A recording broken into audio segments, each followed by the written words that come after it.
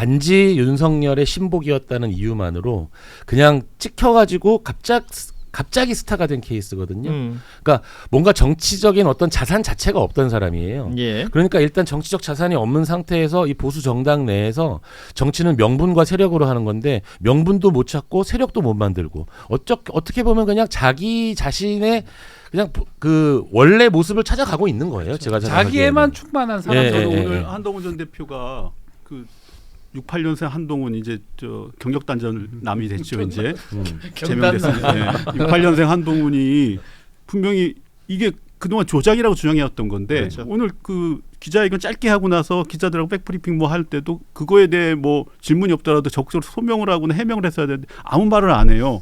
근데 보면은 또 국힘 쪽에 야 단계가 그렇게 허술하게 뭐 이 생년월일 속여서 들어갈 수 있냐 그랬더니 또 휴대폰이 인증돼야 되고 뭐 그게 안 될 수도 있는데 뭐 이런 저 예, 국힘 예. 설명을 하거든요. 게시판 자체는 익명이지만 거기에 들어가서 글을 쓰려면은 일종의 회원가입과 로그인을 그러니까 해야 되니까. 이제 사실 그러면 예. 한동훈이 그 부분이 여전히 가장 저쪽에서 주장한 약한 고리이고 조작이라고 그동안 중화했던 부분이면은 그 부분에서 지금 중앙윤리위원회에서 발표를 해 당 윤리위원회 발표를 해서 그게 또 언론에 다 보도가 되고 있는데 그걸 지금 적극적으로 반박을 했는데 안 하고 있잖아요. 중앙윤리위원회에서 결정문 일부를 정정해서 조금 전에 예, 다시 알려왔는데 징계 대상자 이게 한동훈 전 대표를 얘기하는 거겠죠. 징계 대상자가 직접 게시글을 작성했는지 여부는 확인이 불가하다. 이는 수사기관의 수사 과정에서 밝혀져야 하는 부분인데 다만 당무감사위원회 조사 결과 징계 대상자 명의의 계정으로 게시글이 작성된 것은 확인이 되었다. 명의가 확인이 되었다 이런 그렇죠. 거거든요. 명의로. 한동훈 그러니까 징계 의원도. 대상자니까 한동훈 전 대표를 이게 얘기하는 무슨 거겠죠. 소리냐면 여기서 요즘에는 본인 인증을 해야 되니까 자기 생년월일 속여갖고 가입하고 이런 게 온라인 상으로는 힘든 불가능하죠. 건 맞아요. 근데 가만히 생각해 보면 당 대표잖아요. 예. 네, 또 비대위원장으로 입당을 했단 말이에요. 입당하자마자 온라인으로 가입했겠습니까? 종이로 했겠지. 종이 당원 명부로 그냥 거기다가 생년월일 이렇게 써서 하면은 그대로 그냥 입력이 되는 거일 수도 있고 뭐 여러 가지로 그 가입한 다음에 회원 정보 들어가 가지고 뭔가를 했을 수도 있고 그러니까 사실은 한동훈 측이건 그 윤리위건 이런 부분을 확인해 주면 끝나는 윤리위는 문제예요. 저는 이게. 윤리 내지 당 지도부에서는 확인했을 거라 봐요. 예. 그리고 저 너무 비참합니다. 솔직히 말해서 저는. 그리고 이거를 갖고 자꾸 하면 오늘 그 얘기 나왔는데 저는 업무방해죄로 아마 고발을 할 것 같거든요. 국민의힘에서 그러면 본인이 썼던 뭐 가족이 썼던 누가 썼던 간에 업무방해죄 같은 게 성립할 여지가 있어요. 예. 그러니까 더 크게 만들 상황으로 보여요. 뭐 계엄이고 나발이고 그런 상황으로 보이고 그냥 누구 말대로 서정욱 변호사 흉내 한번 내보겠습니다. 예. 한동훈이는요 사과하면 됩니다. 사과를 하면 돼요. 예.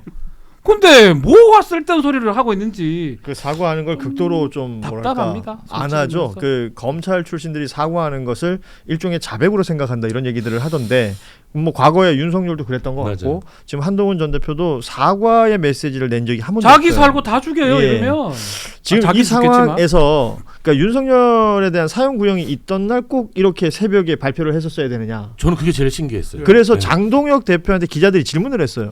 이게 뭐 노린바가 있느냐라고 했더니 아니다. 지금 사형 구형은 지난 9일에 한번 잡혔다가 밀려진 거고 자기들은 최대한 빨리 이게 징계위 그러니까 윤리위원회가 무력화되는 것을 그러니까 공격의 도구 너무 지나쳐서 무력화되는 것을 좀 극복하기 위해서 최대한 빨리 발표한 것인데 공교롭게 날짜가 맞은 것이다. 한동훈을 윤석열에 맞춘 게 아니고 윤석열이 한동훈에 맞추려고 연기를 시켰나 싶기도 하네요. 예. 그러니까 그럴 수 있어요. 국민의힘의 저쪽 당 지금 지도부나 주류 쪽의 입장에서 보면은 배신자 너도 죽어라. 네. 이제 사실 이거잖아요. 그리고 예. 바로 야 같이 이거 순장도 아니고 같이 묻어야 되는데 바로 제명시킨 건데 이제 사실은 이게 긴급하게 심야에 하다 보니까 지금 정정에 아까 추가 정정도 나오고 했거든요. 그렇죠, 맞아요. 근데 보면 아주 뭐 크리티컬한 정정은 아니지만 어쨌든 그 정도로 급박하게 긴박하게 진행했으니 이제 사실 이런 부분들이 나중에 이분에 대한 뭐 법적으로 한동훈 전 대표가 대응할 때 사실 딱 물고 들어가기 딱 좋은 거죠. 그 12.3 계엄 이후에 그 대선 후보 교체 그 과정에서 심야에 막 바꾼 그 부분이 사실은 결정적으로 이 당은 밤에 뭘 많이 해요. 국민의힘 사람들은 밤에 뭘 많이 그게 하더라고요. 연세가 있으셔서 새벽잠이 없어서 그렇다는 얘기가 한시면 이제 회의를 하면 위원들이 있는데 이게 8장짜리더라고요. 예. 그러면 이게 의결문이라고 보기는 어렵거든요. 그 시간에 앉아서 예, 예. 쓰기는. 그러면 누가 써가지고 맞지 하지 제명 오케이 콜 뭐 이렇게 한 느낌이거든요. 예. 결국은 저도 마찬가지 생각합니다. 뭐 윤석열을 한동훈을 맞춘 건 아니지만 무조건 할 필요가 있었던 것 같아요. 그래서 지금 저 한동훈 국민의힘이 당명 이렇게 개정하는데 뭐 공모하잖아요. 우리 당 이름은 뭐 한동훈 업당 뭐 이런 거. 제가 하나 내보겠어요. 300만 원 가보겠습니다. 좋습니다. 자, 이제는 뭐 한 가지 질문이 남은 것 같아요. 이렇게 되면 뭐 이제 국민의힘 당 입장에서는 윤리위의 결정을 존중한다라는 내용, 그리고 이제 의결을 해서 직접 그 징계안 상정을 최고위에 뭐 내일 할 것으로 예정이 돼 있다라고 하는데, 이 이후 정치인 한동훈은 그럼 어떻게 되는 것이냐?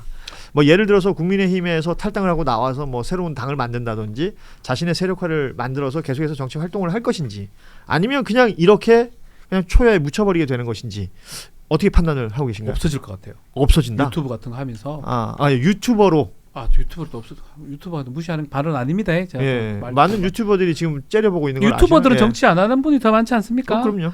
지금 법적 대응을 한다는데 저는 받아들여질 가능성이 높지 않다고 보거든요. 그리고 언론에서 사라질 것 같아요.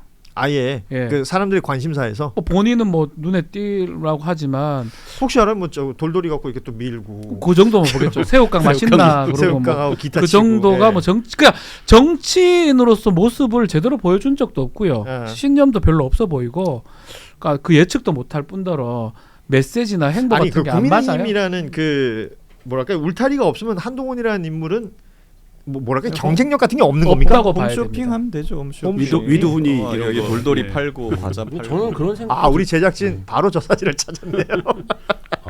예. 인상적인 장면이었어요. 예. 저는 그런 생각도 들던데요. 이게 뭐 학교 같은 데서 예컨대 제적이 됐다. 그럼 그 학교에 다시 들어갈 가능성은 제로거든요. 그렇죠. 제로. 그런데 이 당이라는 것이, 정치라는 것이 워낙 변화무쌍해서 지금 이름을 바꾼다고 했잖아요. 이름을 바꾸고 자기들이 당명을 바꾸고 뭔가 이렇게 막 쇄신하는 과정에서 갑자기 대통합 이러면서 그냥 다시 복귀시키면서 저는 오히려 그럴 가능성도 있다고. 유일하게 배제될 사람이 한동훈 같아요. 제가 봤을 때는. 이게 왜냐하면 정치권에서 이렇게 다른 데서 제명했다 그러면 끝났구나라고 생각을 하는데, 국민의힘에서 제명을 했다니까 국민의힘의 지금까지의 어떤 성격이라든지 이런 걸 봐가지고 이게 그냥 지금의 어떤 자기들끼리의 당권 싸움에 불과하다라는 생각도 나는 그 들더라고요. 생각도 하게 되는데, 그러니까 국민의힘에서 징계받고 제명 당해요. 네. 당 이름 바꿔요. 네. 그리고 복당 신청을 해가지고 저는 이제 국민의힘이 아니라 다른 당으로 들어온 겁니다. 네. 라는 취지의 얘기가 가능할 수도 있지 않겠는가? 지금 한동훈 대표는 뭘 해야 되냐면 조국 대표를 찾아가야 됩니다. 가서 무릎 꿇고 스승님 가르쳐 주십시오. 자기가 멸문지화를 시켰던 조국 대표가 조국 혁신당을 만들어 가지고 부활했지 않습니까? 그럼 이제 자기도 한번 가서 배워서 동훈신당. 그러니까 누가 끼워주겠어요. 시기가 자기가 당 차리는 수밖에 이제 정치인이라면 그 타이밍을 알아야 되는데 시기는 엄청 많았어요. 하여튼 계속 본인한테 시기는 왔었어요. 그때 치고 나갈 수 있는 그런 여건들 용기가 없고 그렇게 정치력이 매우 부족하기 때문에 못했는데 실제로 지금이라도 치고 나가야 되거든요. 이 정도 됐으면 뭐 이상한 뭐 법적 대응이고 계엄 얘기할 때 근데 아니고. 아마 이정재 씨 만나러 가고 그럴 것 같은데 제가 생각하기에. 근데 보면 신당이나 분당은 현실성이 없죠. 친한계 의원들이 한동훈 믿고 나올 리도 없고 없죠. 오히려 이제 그쪽에서 보는 거는 장동혁 체제가 곧 무너질 테니 무너진 다음에 또 아수라장 냈을 때 어떻게 다시 우르르 들어가서 다시 뭐 저 들어왔어야 하고 다시 당권 지금 이럴 것 국민의힘의 같은데 당권을 노리는 인물들은 그러니까 장동혁 체제가 무너지기를 기대하고, 그러니까 소위 말해서 이제 보수의 맹주가 되겠다고 생각하는 건 이준석 대표도 있는 것 같고, 그리고 지금 한동훈 전 대표도 그런 것들을 노리는 것 같은데, 그러면 장동혁 체제의 국민의힘은 무너집니까? 저는 그게 완전 달라요. 장동혁을 누구 가소평가해요. 가대평가하나? 정치력 자체가 없어요. 그리고 일반적으로 내가 당의 리더면 책임도 지거든요. 이러면 망하는데. 그리고 예컨대 지방선거에서 진다고 하면 대부분 물러나잖아요. 그렇겠죠. 안 물러나면 어떡할 건데요? 안 물러납니다. 한번 보십시오. 장동혁이란 인물은 예전에 그러니까 정치력이 이렇게 뭐 소통도 하고 막 이건 해야 되고 그런 게 아니에요. 그래서 지금 국민의힘 상임고문단이 상임고문단이라고 하면 이제 과거에 뭐 당직을 했거나 대표를 했거나 이런 사람들과 오세훈 시장이 만났더라고요. 그 뭐 이번에 이제 당원 게시판 얘기라든지 징계 얘기라든지 뭐 이런 것들에 대해서 지도부에 우려를 표한다 이런 메시지를 냈고, 그 국민의힘의 초재선 그 의원들의 모임이죠. 대안과 미래. 여기도 지금 제명 결정 관련해서는 이 반헌법적 행위다라는 입장을 냈더라고요. 그러니까 당 안에 장동혁 대표가 원하는 방향으로 가는 것을 지지하는 사람들이 생각보다 많지 않은 것 같고 국민의힘은 그 조용히 있는 의원들 있잖아요. 그 소위 말하는 침묵하는 중진들. 언더찐. 예. 네.